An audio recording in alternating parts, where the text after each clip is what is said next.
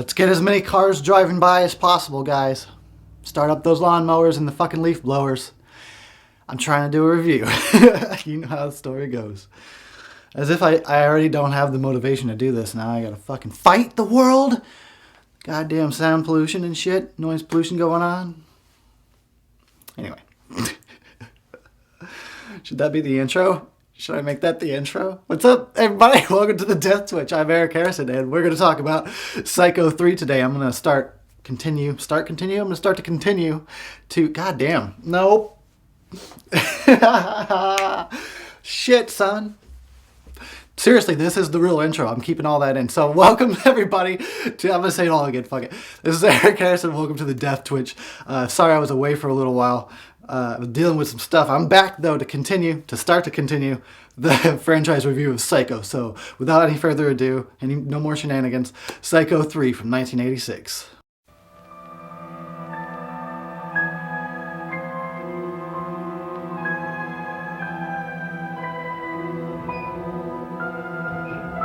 The guy just wants to be left alone in peace. Aren't you going to take him in for questioning or anything? Just leave him alone. Norman Bates is back to normal. But Mother's off her rocker. Again. Norman, is that you? Yes, Mother. It's me.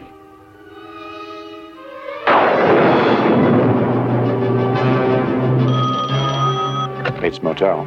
Aside from total boredom, nothing's gonna happen to you here. I can't have that sort of thing going on in my motel. Gives the place a bad name. Why are you so kind to me? You remind me of someone. I figured Bates was a geek, but a full-fledged Looney Tune? Norman! I'll get you for this, Mother. You haven't got the guts, boy. It's perfectly natural for a son to love his mother. Okay, so Psycho 3 came out in 1986 and was directed by none other than Anthony Perkins himself.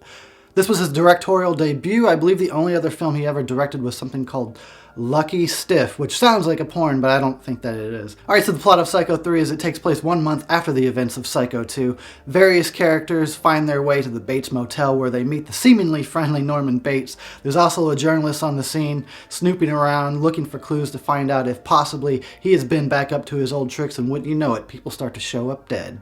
Okay, so right off the bat, you're going to notice some homages to another Hitchcock movie called Vertigo. Specifically, the opening and the last scene of this movie definitely seem to be direct homages to Vertigo.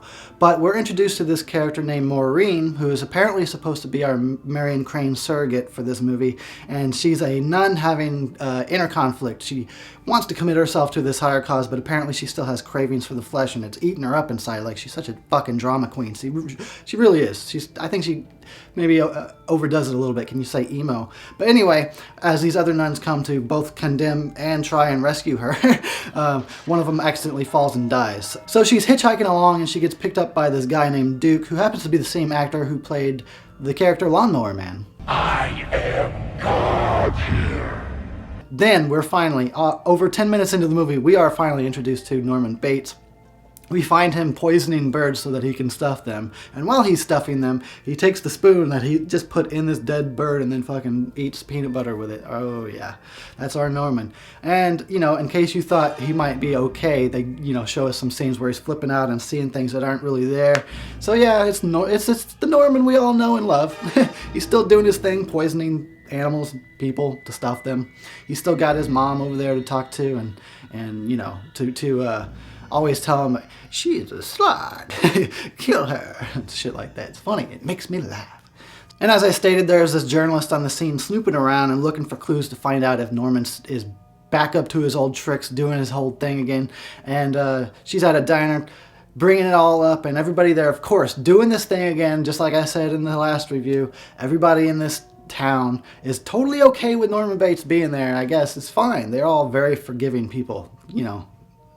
very, very forgiving people. No matter how much bullshit goes on around him, everybody's like, Norman's fine, just leave him alone. He just wants to be left alone. He's a nice guy, even though he kills people once in a while and causes drama. Or even when he doesn't kill people, somebody's always killing somebody if Norman's around.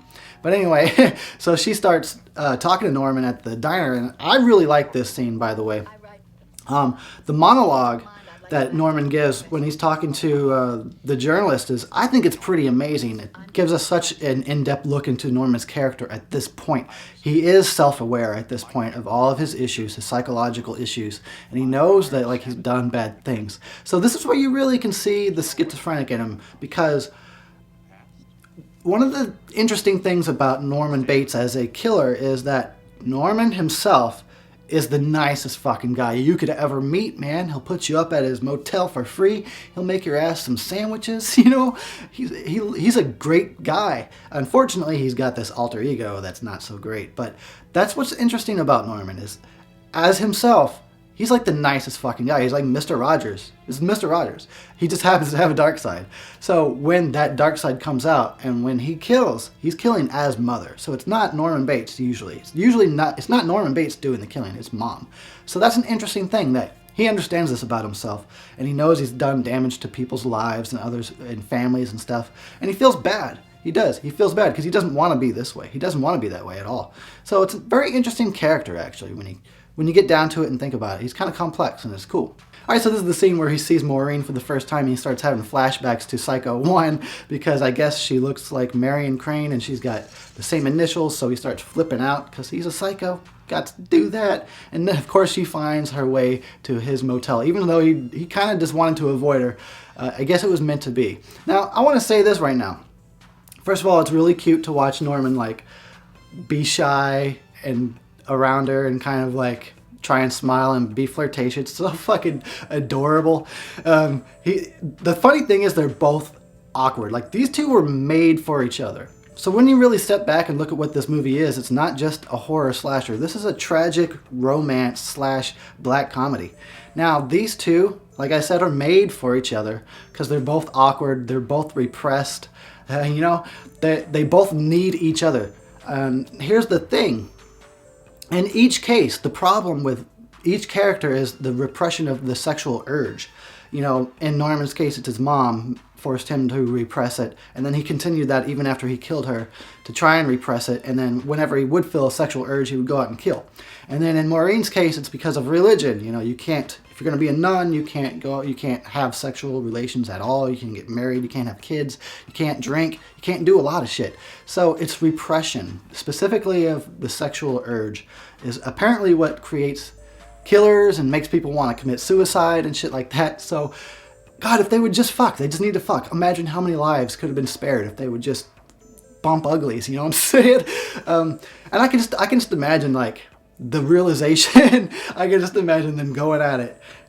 I know I shouldn't be imagining that, but them going at it, and like the moment that Norman nuts, he just has this epiphany, like, oh my God, yeah, I don't need to be killing people. What the fuck was I thinking? I could just have sex. Just put my dick in a pussy. It's all good. I could have not been killing people this whole time. I should have just fucked. Anyway, so let that be the lesson, everybody. Go out there and have some sex. It's good for you. So anyway, while Norman and Maureen are being super awkward trying to get intimate, the journalist is still snooping around trying to find clues. She runs into Duke at a bar, which, by the way, I just want to talk about this quick scene real fast, is when Duke is walking up to the bar. This is something, I know this is so weird that I'm bringing this up at all. Most people would probably never noticed it or cared. It's just a few seconds in the movie, but okay, so there's a scene where he's walking across the street to the bar where him and the journalist have their conversation. And what I like about this shot is that there's no lighting on this scene. Like, there's no lighting. In any movie, in any scene, a cinematographer would have lit the street, he would have lit the buildings, he would have lit the actor. I like that they just totally guerrilla filmmakered it. That's a term. Where they just shot the scene without lights, apparently, but I like it. It looks fine. It looks dark the way darkness looks. It looks fine. So anyway, he gets into the bar, and that's where him and the journalist meet up, and they start having this verbal sparring match, which I find very fascinating. I love the way these two go back and forth. at each other with these quips and insults. I could actually watch a whole movie just about these two characters if it was just them having dialogue, because I love it. I don't know, it's fun. They're like mentally sparring with each other, and it's very interesting. It's entertaining. You know, you really shouldn't rely so much on that pretty face and those pearly whites, because come-ons like that could get them both punched out. Then you'd be left with only your charm.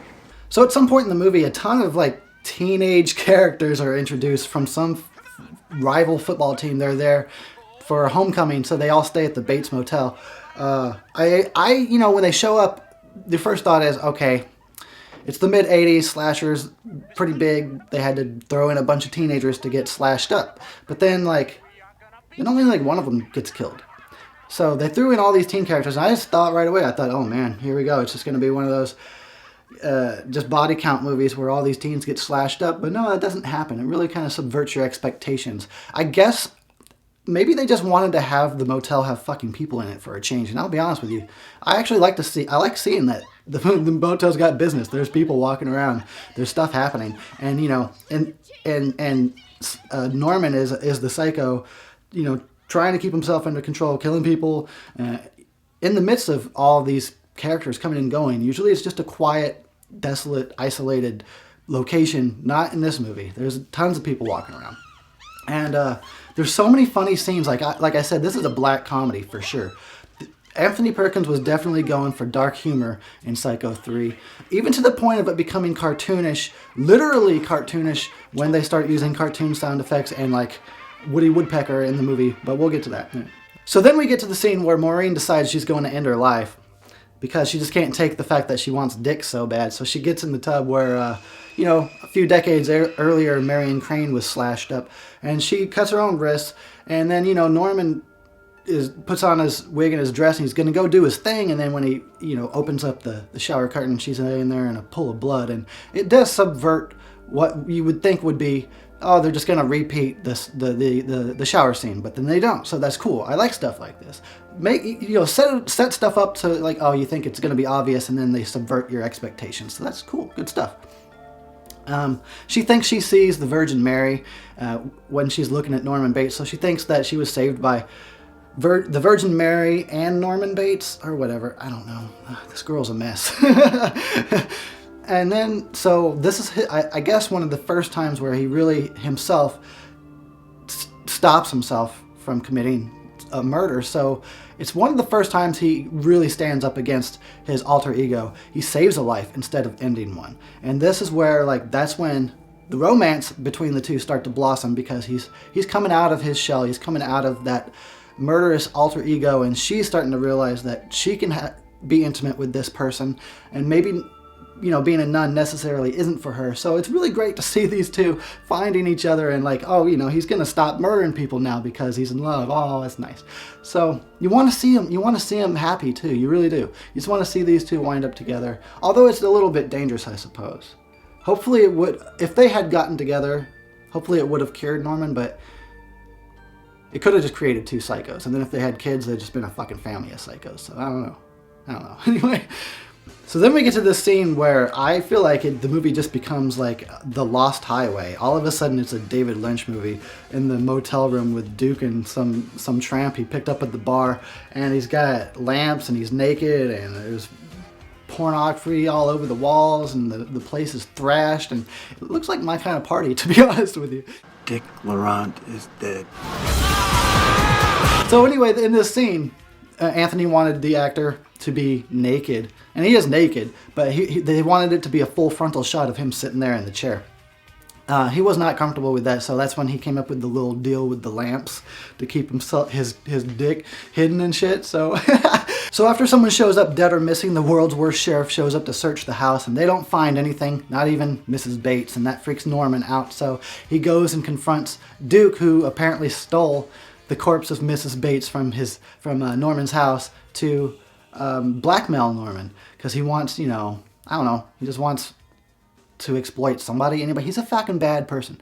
And next thing you know, Norman's beating him with his own fucking guitar. Watch the guitar. So this is also what I think is an interesting scene where after he beats this guy with his own guitar, he's putting him in his car to push into the swamp, as he tends to do. But again, our expectations are subverted where he's not dead, he's still alive. He pops out of the back seat and tries to kill Norman. Norman drives them both into the swamp. And I think it's kind of an interesting thing that Norman finds himself in the swamp where he disposes of dead bodies and shit. So Maureen decides that it was a miracle that she's still alive and her and Norman are meant to be together. So she goes back to the house to confess her love.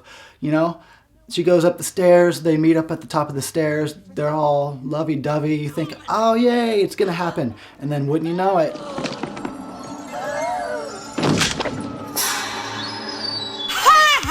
so yes, this is definitely a reference to the ending of Vertigo. And you know what I really, really like about this scene, though, is the fact that the Cupid statue. Okay, I get the irony that she would fall and be impaled on a Cupid statue. But what I really like about this scene is that any other hack writer would have wrote in the Cupid statue for convenience, because it needs to be there for this scene to happen, for the irony of it. But they didn't have to do that because that Cupid statue has been there at the bottom of those stairs for every Psycho movie. So that's cool. They just utilized what was there and it works perfectly for the irony that they were going for. So after Maureen has been impaled on the Cupid statue, Norman Bates fucking loses it. He has had it with his mom. Now, the journalist, of course, wouldn't you know it, shows up to start snooping around, poking her nose into shit again, and apparently she stumbled upon some kind of a big twist that she's got to share with Norman. Now, here's the thing I want to talk about. One of the reasons why I really like Psycho 3 over Psycho 2 is because Psycho 2, the whole movie is just a big, like, distraction game. It's fine, but I like Psycho 3 because they don't do all that crap. They just give you a straightforward story until the end. Now, when it does give you this twist, this is the part where I don't even know what the twist is to this movie. You know how many times I've watched this movie in the past, like, 2 weeks? I've seen this movie like 6 times in the past 2 or 3 weeks. I still don't know what the fucking shit this lady is talking about. I have no idea what the fuck she's saying. It's like a twist within a twist within a fucking twist with a triple half gainer. I don't know what the fuck is going on by the end of this. Mrs. Spool was your aunt, Norman. She was in love with your father, but your mother stole him away from her! What? Emma Spool killed your father in a jealous rage and kidnapped you when you were just a baby!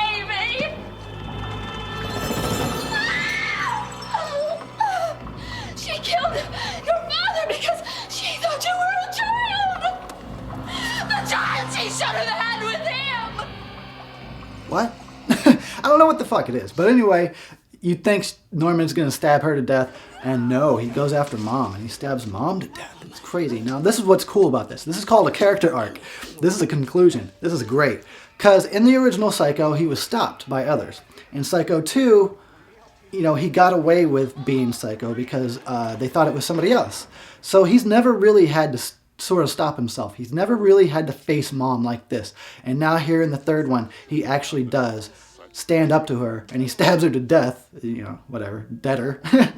And yeah, that's called a character arc, and it's great to see that from Psycho 1, 2, and 3. One of the things that actually bothers me about the production of this movie is the sound design. Like, they do a lot of dubbing, especially in the scene when Maureen and Duke in the car after he's picked her up. It seems like this whole fucking scene is all dubbed in, and even the scene with Duke and Norman in the motel when they first meet, all the dialogue sounds dubbed. It's very distracting. I really fucking hate dubbed dialogue. It never matches. The voice always sounds too upfront. I don't know. It's too loud. It never fits. The music is interesting because it's like weird. It's weird music. And, you know, I actually like it better than the music from the previous one because that sounded like a TV movie. This is just some weird shit. And, but it's got this cool theme. Basically the main theme of Psycho 3 is really nice sounding. It's really nice sounding. And apparently it was composed by Norman Bates because he plays it in the movie. So there's that. It's also worth mentioning that the voice of Mother is Virginia Gregg in all of these movies. And you know what? I love her voice. She's awesome. She does a good job. It's very recognizable. And it's just hilarious to hear her say these lines. Another of your cheap erotic delusions out of your cheap erotic imagination. You killed her. The slut deserved it. But she's dead. And the dead don't come back. Alright, so let's wrap it up and rate this sucker. So what am I going to rate Psycho 3? Well, I'm going to give it a 3 1/4 stars. So, because yeah, I like that they didn't waste all of the movie and all of their energy trying to distract or trick us. They just gave us a straightforward story that actually wraps up this character's arc. So it's pretty cool. 3 1/4, I like it. Check it out.